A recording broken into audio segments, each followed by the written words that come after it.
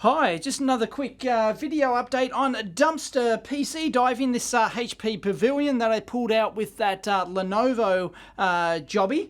Yeah, the front panel comes off, that's how you get the hard drive out. It's a pretty crusty, useless machine. I don't have any use for desktops like this. I still use a desktop as my main editing machine, but apart from that, I use those small form factor PCs, which I've gotten a ton of. I'll try and link in some dumpster diving videos for those. I've got like, I don't know, 3 or 4 videos of those, and I've got like a dozen of those over recent times, and I thought that I would rather than, I don't know what I'd do with this, rather than just ditch it or part it out, sell it on eBay or whatever, I thought the processor in this is actually really good. It's actually the best processor that I've found in a dumpster PC. It's got almost a pass mark of 10,000. It's a Core i7 4770. So as it turns out, that's an LGA 1150 socket. And as it turns out, this small form factor HP machine under here, I got that, don't know when I got it from the dumpster. I'll try and find the video for it. But I've been using this for a long time now as my video recording PC on my soldering bench. So if I ever do like, soldering videos or anything like that, microscope videos, my Tagano, for example, then I'm capturing it on this with an external capture card. And this happens to have the exact same socket 1150 socket in there, and it's got an Intel i5 processor, which is I think about 7,000 pass mark. Let's go to the videotape.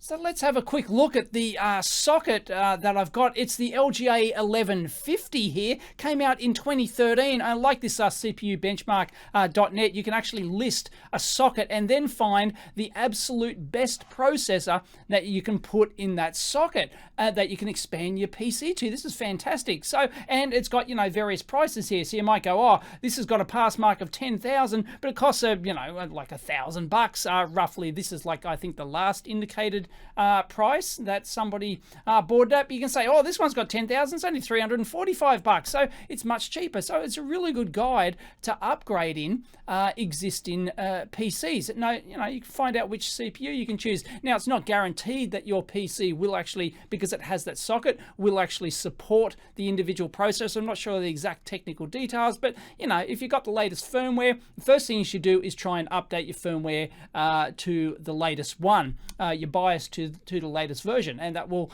hopefully support the highest processor. I'm not sure how the clock speeds and all that sort of work, whether it's auto detection, and that's, I'm sure, dependent upon the motherboard and all sorts of other things. But anyway, so as it turns out, the one that's in my soldering small form factor PC is the i5 4570, and it's not a bad chip. It's still pretty good. It's discontinued in 2017, 3.2 gig, 3.6 gig turbo boost thingy.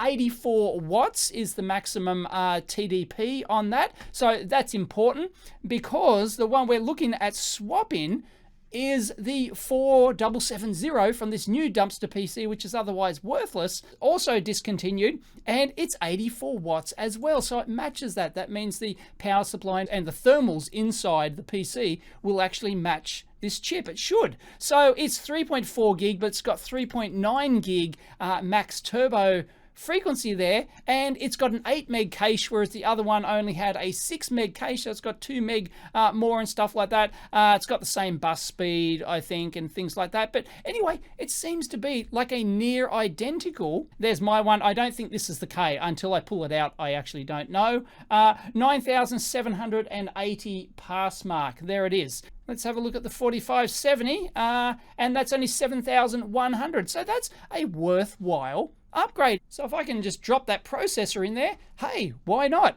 It's free, got it from the dumpster. Don't know what I'll do with the rest of it though. Maybe I'll whack this processor back in that and then just get rid of it on Gumtree or something, sell it for nicks on Gumtree, something like that. Anyway, let me know if you got any ideas, but I don't need a crusty desktop-y type PC. Nah.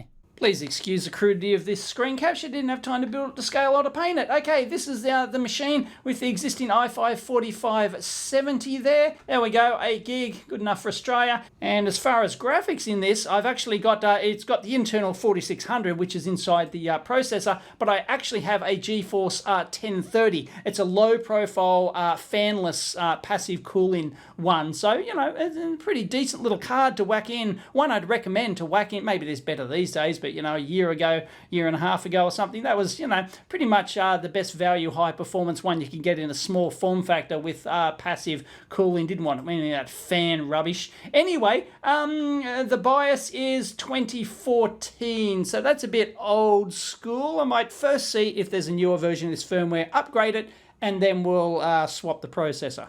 Wow, check this out. This is why I love like these business type grade PCs, there, which I believe this ProDesk is. It's a ProDesk 400 for those playing along at home, and the latest version was released April 30th, 2019. So absolutely fantastic, version 2.56. I'm definitely going to upgrade because version 2.15, wow, I'm way behind. So that's absolutely fantastic. I'll do that first. So, yep, I'll definitely want to upgrade that. Thank you very much. I accept. They do have a Windowsy version. All applications are closed. You betcha I wish to proceed. Nice. And then it's what it's got to do is get the flash. There'll usually be like a protected area of flash, like it'll put it in there first and then it'll copy it over and make it back up, and so that it can restore itself or whatever. If the power fails or, the user does something stupid or the machine crashes, gets a cosmic ray burst, whatever, it can, so it's just saving the current BIOS. This could take a while. Get back to you. And there you have it. It's now upgraded. So just before we change out the processor, I'm going to run the benchmark in here and see what we get. Okay, so if we compare that to an i7 4790K at 4 gig there, so we can choose that as a reference. There you go. It's 76% the speed of the 4790K. So we'll now upgrade the processor and rerun that benchmark if it works. Hopefully it'll work. It should. The thermals are the same. The socket's the same. I've got the latest firmware, which is like early 2019. So yeah, I'm pretty confident. Right, so if you've seen the video on EEVblog 2 of this machine, it's a very short video, but anyway, you'll know that how crusty this thing was. It's just got a little, some sort of Radeon card down there, nothing much doing. Crusty old fan that's failed. I don't think it's clogged up with, well, it looks like it's clogged up with dust, but yeah, like there's just seems to be no engagement in the motor at all. So yeah, there's lots of ugh. So yeah, this thing's not good. Anyway, let's get this baby out. It looks like it's got the stock Intel cooler on it, which as you'd expect in these things. Thermal compound has probably come a gutser after all this time, I'd say. So it's probably due for a refresh. Ta-da! There it is. Some of it oozed over the side there, but yeah, that's a, I do believe that's a stock Intel cooler that comes with the processor. Now, okay, let's get this bad boy out of here. And, well, all the dust under there. Woo! But here it is. I'll get the isopropyl wipes and we'll clean that up. And actually, that's a single 8 gig stick. I might, DDR3, I might nick that and put it in the other one. That'll give me 12 gig instead of 8. Nice. Time for that isopropyl wipe. There we go. Sweet as. There it is. Intel Core i7 4770. Made in Malaysia. So now it's time for the HP ProDesk, and I really do like these things. And if you read the data sheet for it, I have to include it here. It's like guaranteed burn-in test. I'm not sure if they burn in each one, but you know, like they guarantee long operation of these things, and really quite nice. And as you saw, the firmware has been maintained like in the last 9 months or something. That's crazy. Anyway, there's my GTX 1030 card, completely passive, none of that fan rubbish. And the thermals on this CPU's under there, and they use this nice hood to, the air gets sucked in here through the front vents, through the front vents down here, gets sucked through, pushed across the heatsink fins, and out the back through the hood. Quite nice. It's designed for, as I said, like the 85 watts for the i5, and the i7 is exactly the same thermal rating. So the thermal performance of this, it shouldn't be overloaded at all. Should just work a treat. They're both 4th gen processors, so it's got to work. I'm sure it will. All right, let's get this puppy out. I believe that just lifts up. Oh, that's just pornographic, really. And you can see the power magnetics down there, those puppies. Yes, I know my screwdriver's undersized. Sue me. Good enough for Australia. Okay. That should pop right off. Get that fan off there. And a nice quiet fan on this thing. It is thermally controlled, but it's really nice. There you go. That's the bottom of the heatsink. It's really lightweight. It's got the big copper heat pipes on there. And there you go. You might be able to see the fan through there perhaps. But there it is. Let's get that one out. That's the i5. And we got one. Let's get another isopropyl wipe in there. If you're wondering what I use, not 100%. I do have 100% stuff in a squirt bottle, but I just use these Medi swabs, 70%. Had these for donkey's years. And I got a huge stack of them once, and I'm still using them like 10 years after I got them. More. Isopropyl's still good.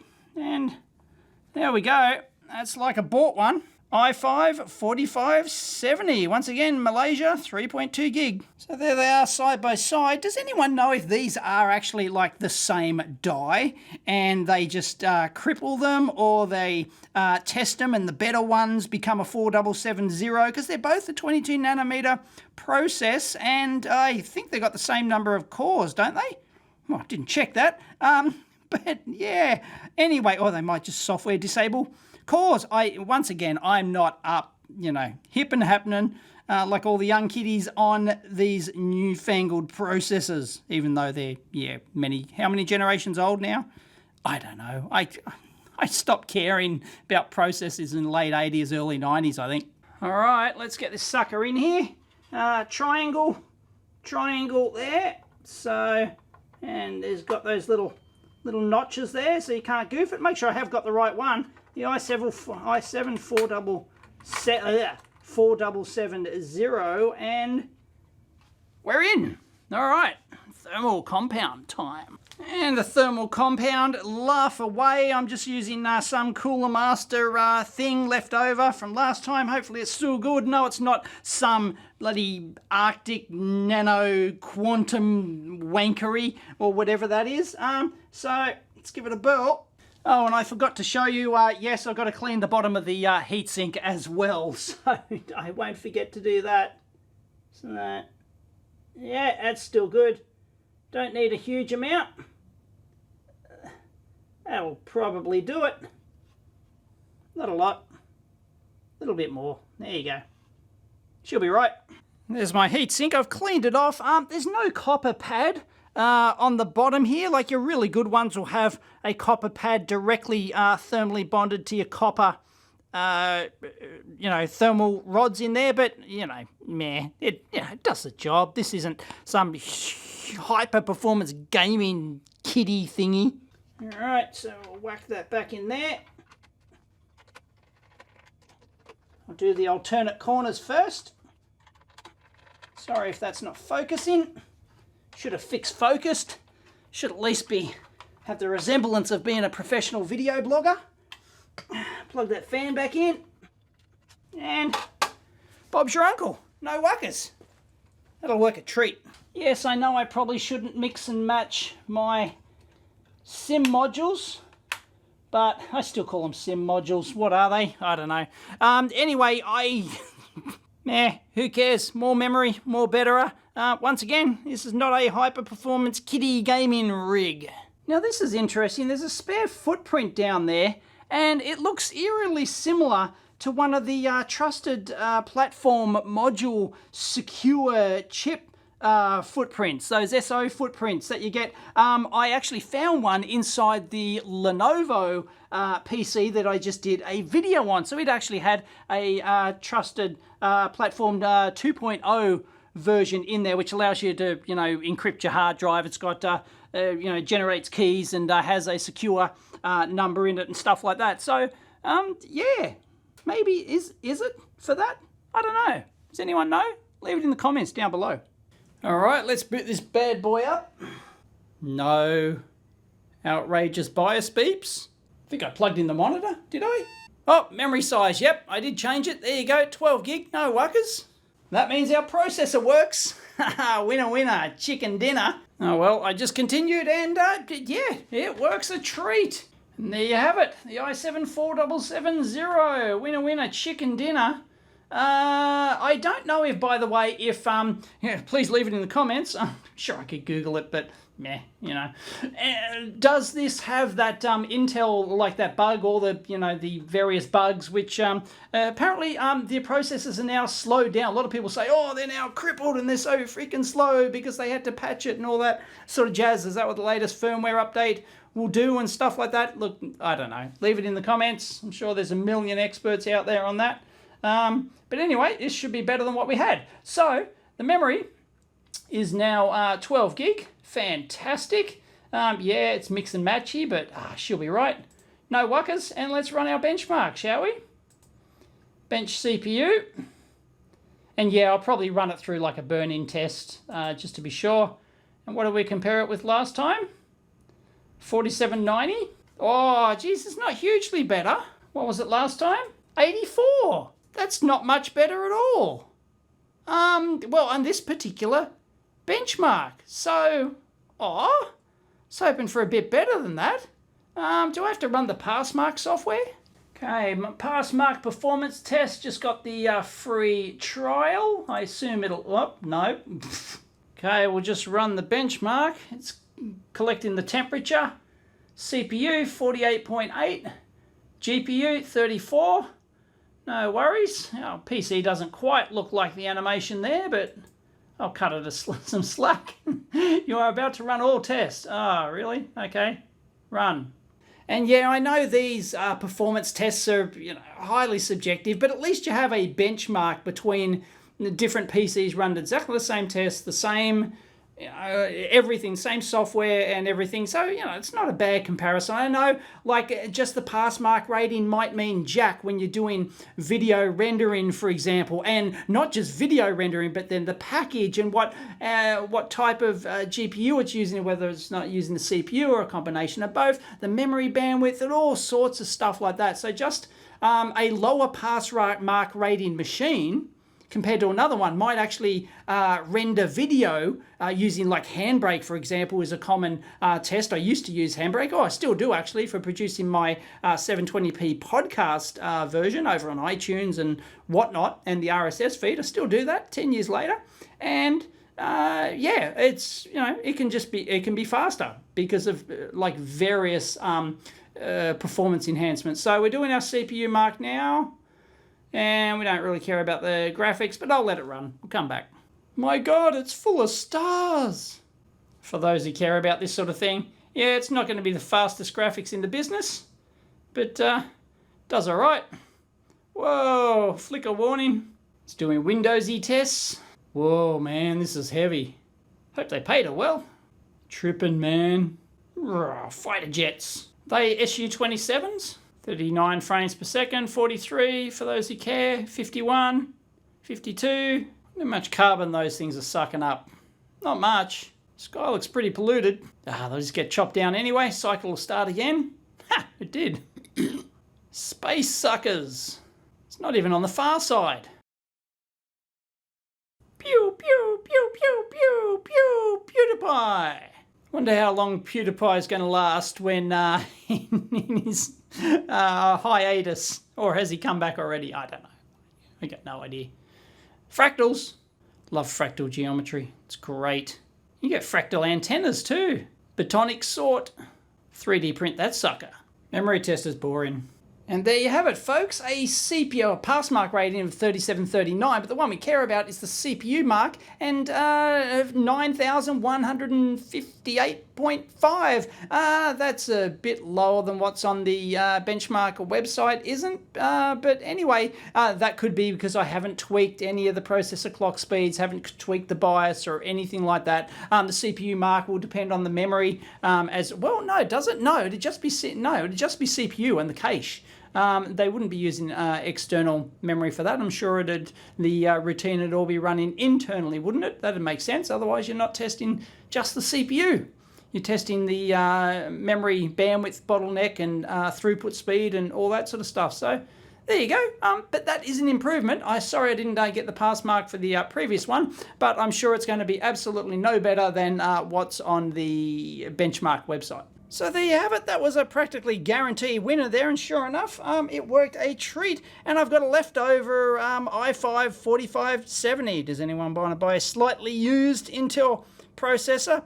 Psst. Hey buddy, you want to buy this genuine Intel i5 4570? I take cash or crypto. So I do consider that a worthwhile upgrade because, well, you know, free. It didn't take me that much effort. And, well, I could probably sell this old i5. What would I get for it? $50? I don't know, on eBay. Yeah. Well, you know, it's money in your pocket. And all this dumpster dive stuff, you know, it really is free money. Some of it I do sell, some of it I hoard, some of it I use. Most of the computers that I use at home and at the lab here, they are all dumpster PCs and dumpster parts and stuff like that. The only one that's not is my actual main video editing machine. And I've given away a few to various people, and yeah, they just all come from the dumpster. Fantastic. It might only be worth, like, I could have sold that higher end processor we just put in for, you know, $150 or something on eBay, probably. So that's just cash in the bank. Anyway, I know this is not electronics, but there's a lot of people out there who do like these and follow these dumpster diving and PC type videos. So I thought I'd whack this one on the main channel for a change. Speaking of which, my channel over on library.tv, which I've now linked in my EEVblog.tv domain to my library channel page, so you don't have to remember the library channel page. Anyway, so you can just type in EEVblog.tv. That'll take you straight over. It's all happening over there. It's going gangbusters. I think 4,500 subscribers now, and I think I'm number 6 now. Am I 6? Let me check. Oh, what do you know? The library.social website where they keep track of the top channels is down at the moment. No idea why. Anyway, I think I had delusions of grandeur there. I think I'm currently the 9th biggest channel on the library interwebs. Anyway, check it out. Link down below. As always, comment down below. Catch you next time.